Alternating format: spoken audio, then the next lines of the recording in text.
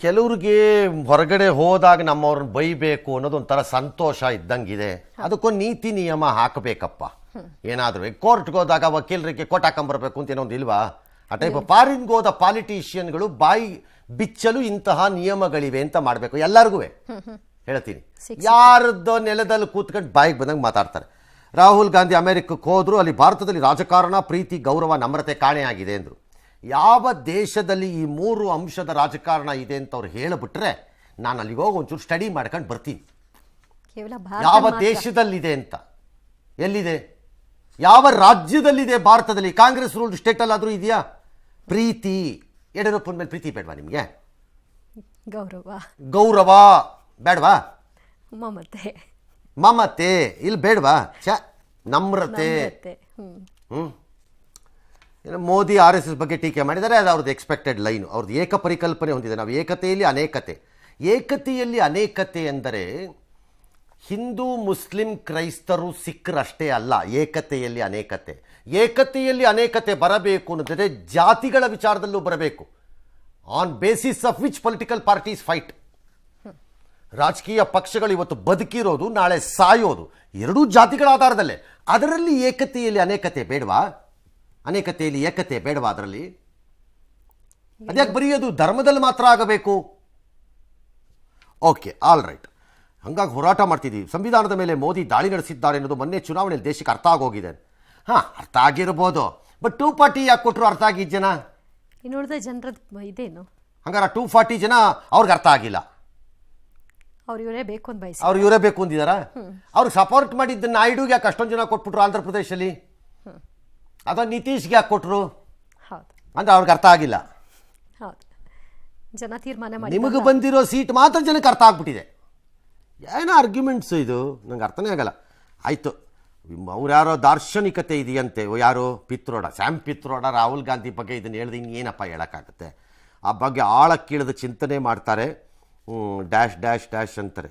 ನನಗೆ ಗೊತ್ತಿಲ್ಲ ಅದು ಏನು ಆಳಕ್ಕಿಳಿದು ಚಿಂತನೆ ಅಂತ. ಇದೇ ಅದು ಆಳಕ್ಕಿಳಿದ ಚಿಂತನೆ ಆದರೆ ಅವ್ರು ಮಾಡಲಿ ಅಂತ ಹೇಳ್ಬೋದು ಅದನ್ನು. C sometimes what he says is not in correct ಅಲ್ಲ ಅಂತ ಹೇಳೋಕ್ಕಾಗದೇ ಇರ್ಬೋದು. ಆದರೆ ಕೆಲವನ್ನ ಎಲ್ಲಿ ಹೇಳಬೇಕೋ ಅಲ್ಲಿ ಹೇಳಬೇಕು. ಮನೆ ಜಗಳನ ರಸ್ತೆಯಲ್ಲಿ ಬಂದು ಜಗಳ ಆಡಿದ್ರೆ, ಗಂಡ ಹೆಂಡ್ತಿ ಒಳಗಡೆ ಜಗಳ ಆಡಿದ್ರೆ ಏನಾಗತ್ತೆ?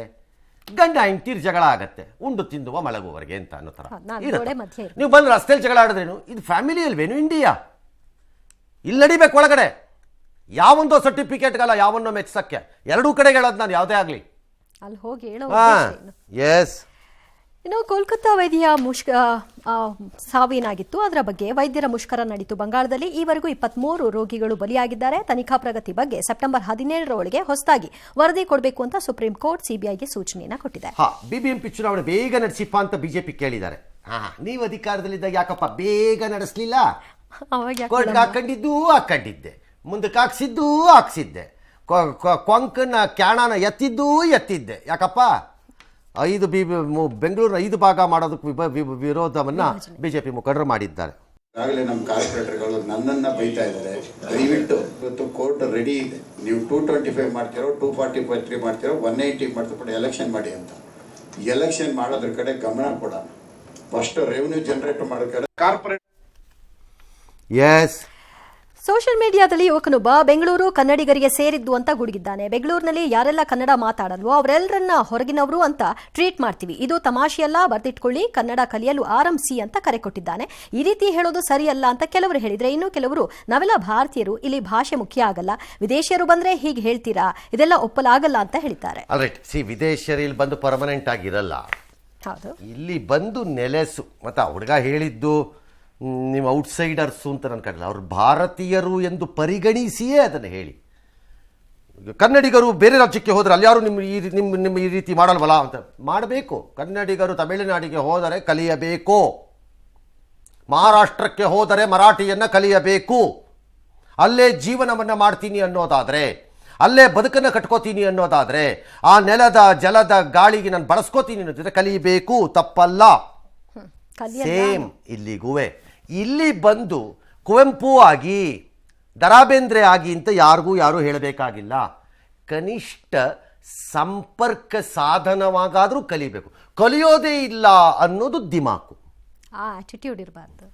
ಔಟ್ಸೈಡರ್ಸ್ ಅಂದರೆ ವಿದೇಶಿ ಇರ್ತಾರಲ್ಲ, ಭಾರತೀಯರೇ ಇಲ್ಲೇ ಇಲ್ಲಿ ಸುಮ್ಮನೆ ಟ್ರಾನ್ಸ್ಫರ್ ಆಗಿ 15 ದಿನಕ್ಕೆ ಬಂದಿದ್ದೆ ಸರ್, ನಾನು ಅವಾಗ ಏನು ಸರ್ ಮಾಡಿಲ್ಲ, ಕಲಿಯಕ್ಕಾಗಲ್ಲಪ್ಪ ಬಿಡಪ್ಪ ಅಂತ ಅನ್ಬೋದು. ಕಡಿಮೆ ಸಮಯ ಇಲ್ಲೇ ಬಂದು ತಂದೆ ಬಂದು 26 ವರ್ಷ ಇದ್ದು ಎಲ್ಲವನ್ನೂ ಮಾಡಿಕೊಂಡು ನಂತರ ಮಕ್ಕಳಾಗಿ ಮೊಮ್ಮಕ್ಕಳಾಗಿ ಎಲ್ಲ ಆದ್ಮೇಲೆ ನನಗೆ ಐ ಡೋಂಟ್ ನೋ ಅಂತಂದ್ರೆ ಏನು ಹೇಳ್ಬೇಕು ಅದಕ್ಕೆ?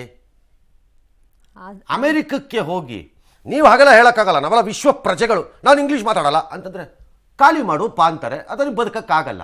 ಕನ್ನಡಿಗರು ಅದನ್ನು ಅಲ್ಲ ಆ ಸೃಷ್ಟಿ ಮಾಡಿಲ್ಲ. ಕೆಲವು ರಾಜ್ಯಗಳಲ್ಲಿ ಸ್ಥಳೀಯ ಭಾಷೆ ಕಲಿದೇ ಇದ್ದರೆ ಬದುಕೋಕ್ಕಾಗಲ್ಲ. ಬೆಂಗಳೂರು ಹಾಗಲ್ಲ, ಬದುಕಬಹುದು, ಬಟ್ ಅದನ್ನು ದುರ್ಲಾಭ ಮಾಡ್ಕೋಬಾರ್ದು. ಭಾನುವಾರ ಅರ್ಧರಾತ್ರಿ ಉತ್ತರ ಪ್ರದೇಶದಲ್ಲಿ ಕಾಳಿಂದಿ ಎಕ್ಸ್ಪ್ರೆಸ್ ರೈಲಿಗೆ ದೊಡ್ಡ ಅಪಾಯವೊಂದು ತಪ್ಪಿದೆ. ಪ್ರಯಾಗ್ರಾಜ್ನಿಂದ ಭಿವಾನಿಗೆ ತೆರಳುತ್ತಾ ಇದ್ದ ರೈಲು ಅಪಘಾತಕ್ಕೆ ಈಡಾಗ್ತಾ ಇತ್ತು. ಅಷ್ಟರಲ್ಲೇ ಲೋಕೋ ಪೈಲಟ್ ಇದನ್ನು ತಪ್ಪಿಸಿದ್ದಾರೆ. ಹಳಿ ಮೇಲೆ ಸಿಲಿಂಡರ್ ಇರೋದನ್ನು ಅವರು ಗಮನಿಸಿದ್ದು ಎಮರ್ಜೆನ್ಸಿ ಬ್ರೇಕ್ ಅನ್ನು ಹಾಕಿದ್ರಿಂದ ಅನಾಹುತ ತಪ್ಪಿದೆ. ಘಟನಾ ಸ್ಥಳದಲ್ಲಿ ಸಿಲಿಂಡರ್, ಪೆಟ್ರೋಲ್ ಬಾಟಲ್, ಬೆಂಕಿ ಪೊಟ್ಟಣ, ಬ್ಯಾಗ್ ಹೀಗೆ ಎಲ್ಲವನ್ನು ಕೂಡ ಪೊಲೀಸರು ಸೀಸ್ ಮಾಡಿ ತನಿಖೆಯನ್ನು ನಡೆಸಿದ್ದಾರೆ. ಆದರೆ ಇದು ಕಾಂಗ್ರೆಸ್ ಸಂಚಿರಬಹುದು ಎಂಬರ್ಥದ ಹೇಳಿಕೆಯನ್ನ ಕೇಂದ್ರ ಸಚಿವ ಗಿರಿರಾಜ್ ಸಿಂಗ್ ಹೇಳಿದ್ದಾರೆ. ಕಾಂಗ್ರೆಸ್ ಸಂಚು ಅಂತೆಲ್ಲ ಹೇಳೋಕ್ಕಾಗಲ್ಲ ಅದನ್ನ. ಬಟ್ ಒಂದಂತೂ ಇದೆ, ಒಂದು ಪ್ಯಾಟ್ರನ್ ಇದ್ದಂಗಿದೆ. ಭಾರತದ ರೈಲ್ವೆ ಹಳಿಗಳ ಮೇಲೆ ಈ ರೀತಿಯ ವಸ್ತುಗಳನ್ನು ಇಟ್ಟು ಡಿರೈಲ್ ಮಾಡಿಸೋ ಒಂದು ಪ್ಯಾಟ್ರನ್ ಇದ್ದಂಗಿದೆ. ಏನೋ ಒಂದು ಸಂಚಿದೆ, ಅದು ಎಲ್ಲಿಂದ ಯಾರಿಂದ ಯಾವ ಕಡೆಯಿಂದ ಗೊತ್ತಾಗ್ತಿಲ್ಲ ಅಷ್ಟೇ. ಅದು ಕಂಡಿಡ್ಕೋಬೇಕು ನಾವು. ಏನೋ ಒಂದಿದೆ, ಅಷ್ಟು ಮಾತ್ರ ನಿಜ. ಹುಬ್ಬಳ್ಳಿ ಈದ್ಗಾ ಮೈದಾನದಲ್ಲಿ ಗಣೇಶ ವಿಸರ್ಜನಾ ಮಹೋತ್ಸವ ಮಾಡಿದ್ರು. ಬೆಳಿಗ್ಗೆ 11 ಗಂಟೆಗೆ ಶುರುವಾಯಿತು ಮೆರವಣಿಗೆ, ಸಂಜೆ 4ರವರೆಗೂ ನಡೀತು. ಕೇಂದ್ರ ಮಂತ್ರಿ ಪ್ರಹ್ಲಾದ್ ಜೋಶಿ, ಸಿ.ಟಿ. ರವಿ ಎಲ್ಲ ಭಾಳ ಜನ ಸೇರಿದ್ರಂತೆ. ಇಲ್ಲಿನ ದೃಶ್ಯ ನೋಡಿದ್ರೆ ಕಾಣ್ತಾರಲ್ಲ, ಸಿಕ್ಕಾಪಟ್ಟೆ ಜನ ಇದ್ದಾರೆ. ಜೈ ಶ್ರೀರಾಮ್ ಅಂತ ಘೋಷಣೆ ಮಲಗಿದ್ದಾರೆ. ಜೊತೆಗೆ ಜೈ ಗಣೇಶನಂತೂ ಕೂಗಿದ್ದಾರೆ ತಾನೇ, ಕೂಗಿದ್ದಾರೆ. ಹಾಂ, ಸಿಕ್ಕಾಪಟ್ಟೆ ಬಂದೋಬಸ್ತ್ ಎಲ್ಲ ಇತ್ತು. ಆಲ್ ರೈಟ್, ಒಳ್ಳೇದು. ಪಾಸ್ಟರ್ ಒಬ್ಬ ಫಿಲಿಪೈನ್ಸ್ನಲ್ಲಿ ಮಿನಿ ಸಾಮ್ರಾಜ್ಯವನ್ನ ಸೃಷ್ಟಿಸಿಕೊಂಡು ಮೆರಿತಾ ಇದ್ದ. ನಾನಾ ಕೃತ್ಯಗಳನ್ನು ಕೂಡ ಆತ ಎಸಗಿದ್ದಾನೆ. ಕಡೆಗೆ ಕೋರ್ಟ್ ಆದೇಶದ ಮೇರೆಗೆ 2,000 ಪೊಲೀಸರನ್ನು ನುಗ್ಗಿಸಿದಂತಹ ಫಿಲಿಪೈನ್ಸ್ ಸರ್ಕಾರ 75 ಎಕರೆಯಲ್ಲಿ ಹಾಡಿದಂತಹ the kingdom of Jesus Christ ಅನ್ನುವಂತಹ ಆತನ ಒಂದು ಸಾಮ್ರಾಜ್ಯವನ್ನು ನಿಯಂತ್ರಣಕ್ಕೆ ಪಡ್ಕೊಂಡಿದ್ದಾರೆ. ಅಲ್ಲದೆ ಸ್ವಯಂ ಘೋಷಿತ ದೇವಮಾನ ಪಾಸ್ಟರ್ ಅಪೋಲೋನನ್ನು ಬಂಧಿಸಿದ್ದಾರೆ. ಈ ಮೂಲಕ 2 ವಾರಗಳ ಹೈ ಡ್ರಾಮಾಕ್ಕೆ ತೆರೆ ಬಿದ್ದಿದೆ. ಇವನು ಯಾರೋ ನಮ್ಮ ನಿತ್ಯಾನಂದನ್ ಕಜಿನ್ ಇದ್ದಂಗಿದ್ದಾನೆ. ಅವನೇ ನೆನಪಾಗಿದ್ದು ಸರ್ ಅಲ್ವಾ? ರಿಪಬ್ಲಿಕ್ ಕೈಲಾಸ ಅಂತೇನೋ ಮಾಡೋದು. ಕಸಿನ್ ಇದಾರೆ ಇದಿಬ್ರು ಒಂಥರ ಯಾವ್ದು ಪೂರ್ವ ಜನ್ಮದಲ್ಲಿ, ಈಗ ಅಲ್ವಲ್ಲ. ಏನು ಇದು ಕತೆ? ಆಲ್ರೈಟ್, ಯಾಗಿ ಚಂಡಮಾರುತಕ್ಕೆ ಚೀನಾ ವಿಯೆಟ್ನಾಂ ದೇಶ ತರಗೆಲೆ ಅಂತ ಆಗೋಗಿದೆ. ಜಸ್ಟ್ ಇಮ್ಯಾಜಿನ್, ಯೋಚನೆ ಮಾಡ್ಕೊಳ್ಳಿ. 230-240 ಕಿಲೋಮೀಟರ್ ವೇಗದಲ್ಲಿ ಬೀಸ್ತಾ ಇದೆ ಭೀಕರ ಗಾಳಿ ಅಂತಂದ್ರೆ ಲೆಕ್ಕ ಹಾಕೊಳ್ಳಿ ಏನೇನು ಕಿತ್ಕೊಂಡು ಹೋಗ್ಬೋದು. 230-240 ಕಿಲೋಮೀಟರ್ ಅಂದರೆ ಹೆಚ್ಚು ಕಡಿಮೆ ವಿಮಾನ ಇಳಿಯೋವಾಗ ಇರೋ ಸ್ಪೀಡಿಗಿಂತ ಜಾಸ್ತಿ ಲೆಕ್ಕ ಹಾಕ್ಕೊಳ್ಳಿ. ಇಲ್ಲಿ ಬರೋ ಸಣ್ಣ ಗಾಳಿಗಳನ್ನೇ ಹಿಂಗೆ ಮಾಡುತ್ತೆ ಮರಗಳನ್ನು. ನೋಡ್ತಿದ್ದಂಗೆ ಲಾರಿ ಸಮೇತ ಬ್ರಿಡ್ಜ್ ಕೂತ್ಕೊಂಡು ಹೋಗೋದು, ಹಡಗುಗಳೇ ಒಳಗೆ ಹೋಗ್ಬಿಡೋದು, ಹಡಗು ಮೇಲಿದ್ದ ಕಂಟೈನರ್ಗಳು ಒಳ್ಳೆ ಪ್ಲಾಸ್ಟಿಕ್ ಡಬ್ಬ ಥರ ಹಾರು ಹೋಗ್ಬಿಡೋದು, ವಾಹನಗಳು, ಸೇತುವೆಗಳು ಎಲ್ಲ ಕಿತ್ಕೊಂಡು ಹೋಗ್ತಾ ಇದೆ ಒಂದೇ ಸಮ. ಮಳೆ ಗಾಳಿ ಅನ್ಬಿಲಿವಬಲ್ ಇದು ದೃಶ್ಯಗಳು. ಅಷ್ಟು ದೊಡ್ಡ ಹಡಗನ್ನ ಪಲ್ಟಾಯಿಸತ್ತೆ ಅಂದರೆ ಗಾಳಿ ಮತ್ತು ನೀರಿಗಿರುವ ಶಕ್ತಿ ಅದು ವಿಪರೀತವಾದ ಶಕ್ತಿ. 6 ಮೈಲಿ 8 ಮೈಲಿ 12-14 ಮೈಲಿ ಲೆವೆಲಲ್ಲೇ ನೀರು ಫೋರ್ಸ್ ಬಂದರೆ ನಿಲ್ಲಕ್ಕಾಗಲ್ಲ, ಎತ್ಬಿಡತ್ತೆ ಮೇಲಕ್ಕೆ. 230-240 ಕಿಲೋಮೀಟರ್ ಅಂದರೆ ಏನು ತೋರಿಸುತ್ತೆ? ಹವಾಮಾನದಲ್ಲಿ ಆಗುತ್ತಿರುವ ಏರುಪೇರುಗಳ ಅಗಾಧತೆಯನ್ನು ತೋರಿಸುತ್ತಷ್ಟೆ. ಈ ಥರ ಒಂದು ಕಡೆ ಇನ್ನೊಂದು ಕಡೆ ಮಳೆ ಬರಲ್ಲ ಅನ್ನೋದು ಇದು.